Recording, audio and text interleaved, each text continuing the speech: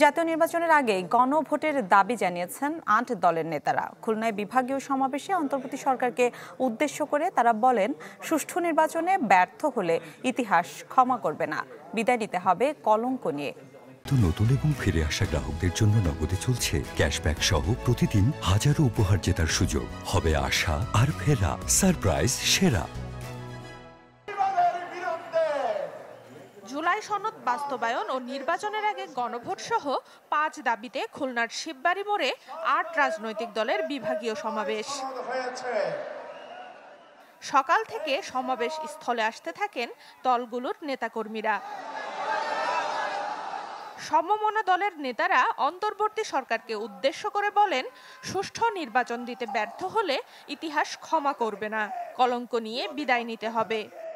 আপনারা কিন্তু ফেব্রুয়ারি নির্বাচনের ব্যাপারে হিসাব নিকাশ আপনারা মিলিয়ে দেখেছেন। আপনাদের পায়ের নিচের মাটি সরে গেছে। এখন নির্বাচনকে পিছনে দেওয়ার জন্য আপনারাই ষড়যন্ত্র করতেছে। গণভোটের আয়োজনের মধ্য দিয়ে জুলাই সনদ কার্যকর করার এই ঐতিহাসিক পদক্ষেপকে যেন বর্তমান সরকার তার প্রাপ্য সঠিক মর্যাদা দান করে। বলতে চাই, যদি এটা করতে ব্যর্থ হন, ইন্টারিম সরকার, ইতিহাস আপনাদেরকেও ক্ষমা করবে না। ইতিহাস কাউকে ক্ষমা করে না। মনে রাখবেন, ইতিহাসের দায়ে পরিশোধ করতে পারবেন না, কলঙ্ক নিয়ে বিদায় নিতে হবে।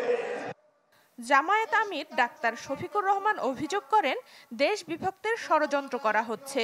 চোরাগলিতে হাঁটার চেষ্টা করলে আরেকটা ৫ আগস্ট হবে বলেও হুঁশিয়ারি দেন তিনি। আগামী নির্বাচনে চলে পরে কৌশলে কেউ কেউ আমরা শুনতে পাই বিভিন্ন জায়গায় বসে ষড়যন্ত্রের জাল বুনছেন। জনগণ ভোট দেখ না দেখ, ক্ষমতায় আমাদেরকে যেতে হবে। দিশাহারা হয়ে, হতাশ হয়ে, ক্ষুব্ধ হয়ে চূড়াগলিতে কেউ যদি হাঁটার চিন্তা করেন, তাহলে প্রয়োজনে আরেকটা ৫ আগস্ট অনুষ্ঠিত হবে ইনশাআল্লাহ। গণভোট ব্যালটে হায়ের পক্ষে রায় দিতে কর্মী সমর্থকদের নির্দেশনা দেন সমমনা দলের নেতারা। Desk report, channel 24।